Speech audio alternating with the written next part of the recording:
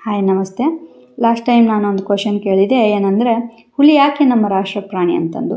ಯಾಕಪ್ಪ ಅಂತಂದರೆ 1970ರ ದಶಕದಲ್ಲಿ ಹುಲಿಗಳ ಸಂಖ್ಯೆ ಏನು ಇದೆ ಅದು ತೀವ್ರವಾಗಿ ಕಡಿಮೆ ಆಗ್ತಾ ಬಂತು. ಇದು ಸುಮಾರು 2000ಕ್ಕಿಂತನೂ ಕಡಿಮೆ.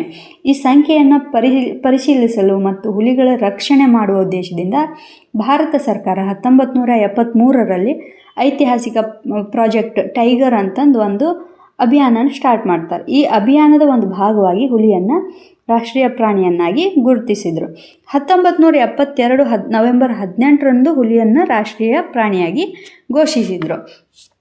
ಮತ್ತೇನು ಅಂದರೆ, ಭಾರತೀಯ ಸಂಸ್ಕೃತಿಯಲ್ಲಿ ಶಕ್ತಿ, ಗಾಂಭೀರ್ಯ ಮತ್ತು ಚುರುಕುತನದ ಸಂಕೇತವಾಗಿ ಹುಲಿಯನ್ನು ಪೂಜಿಸ್ತೀವಿ ಅನ್ನೋ ಒಂದು ಉದ್ದೇಶದಿಂದ ಹುಲಿಯನ್ನು ಸೆಲೆಕ್ಟ್ ಮಾಡಿದ್ದು. ಇನ್ನೊಂದಪ್ಪ, ವ್ಯಾಪಕ ಲಭ್ಯತೆ. ನಮ್ಮ ದೇಶದಲ್ಲಿ ಇರುವಷ್ಟು ಹುಲಿಗಳ ಸಂಖ್ಯೆ ಬೇರೆ ದೇಶದಲ್ಲಿ ಇಲ್ಲ.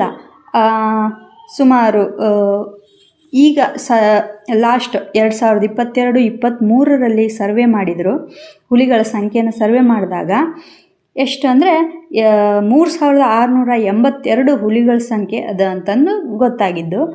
ಅದರಲ್ಲಿ ನಮ್ಮ ಕರ್ನಾಟಕ 2ನೇ ಸ್ಥಾನದಲ್ಲಿದೆ. ಫಸ್ಟು ಮಧ್ಯಪ್ರದೇಶ 785 ಹುಲಿಗಳ ಸಂಖ್ಯೆ ಇದೆ. ಕರ್ನಾಟಕದಲ್ಲಿ 563 ಹುಲಿಗಳ ಸಂಖ್ಯೆ. ಆಮೇಲೆ ಉತ್ತರಾಖಂಡಲ್ಲಿ 560, ಮಹಾರಾಷ್ಟ್ರದಲ್ಲಿ 440, ತಮಿಳುನಾಡಲ್ಲಿ 306. ಹೀಗೆ ಹುಲಿಗಳ ಸಂಖ್ಯೆ ಇವು ಟಾಪ್ ಸ್ಥಾನದಲ್ಲಿ 5ನೇ ಸ್ಥಾನದಲ್ಲಿರುವಂಥದ್ದು.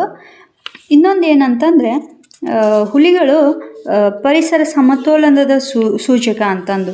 ಈ ಹುಲಿಯ ಆಹಾರ ಸರಪಳಿ ಏನದ ಅದನ್ನು ಸಮತೋಲನದಲ್ಲಿ ಇಟ್ಕೊಳ್ತದಂತ. ಕಾಡಿನಲ್ಲಿ ಸಸ್ಯಾಹಾರಿ ಪ್ರಾಣಿಗಳನ್ನು ನಿಯಂತ್ರಣದಲ್ಲಿ ಇಟ್ಕೊಳ್ತದ ಅನ್ನೋದಕ್ಕೆ. ಆಮೇಲೆ ಅದಕ್ಕಿಂತ ಮುಂಚೆ ಹುಲಿನ ರಾಷ್ಟ್ರ ಪ್ರಾಣಿ ಮಾಡೋಕ್ಕಿಂತ ಮುಂಚೆ ನಮ್ಮ ಪ್ರಾಣಿ ಸಿಂಹನೇ ಆಗಿತ್ತಂತೆ ರಾಷ್ಟ್ರ ಪ್ರಾಣಿ.